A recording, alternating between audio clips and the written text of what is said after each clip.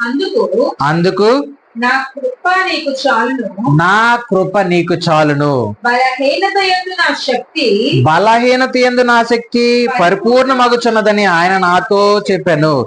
కాగా క్రీస్తు శక్తి నా మీద నిలిచియుండు నిమిత్తము విశేషముగా సంతోషము నేనెప్పుడు బలహీనున్న అప్పుడే బలవంతుడగుదును గనుక క్రీస్తు నిమిత్తము నాకు కలిగిన బలహీనతల్లోనూ, నిందల్లోనూ, ఇబ్బందుల్లోనూ, హింసల్లోనూ, ఉపద్రవంలోను నేను సంతోషించుచున్నాను. హల్లెలూయా.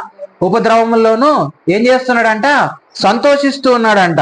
అయితే ఇక్కడ మనకు ఈ లోకంలో మనం ముందుకు వెళ్ళేటప్పుడు దావీదుకి అనేక రాజ్యములను జయించుటకు దేవుడు ఆయనకి కృపనిచ్చాడు. హల్లెలూయా.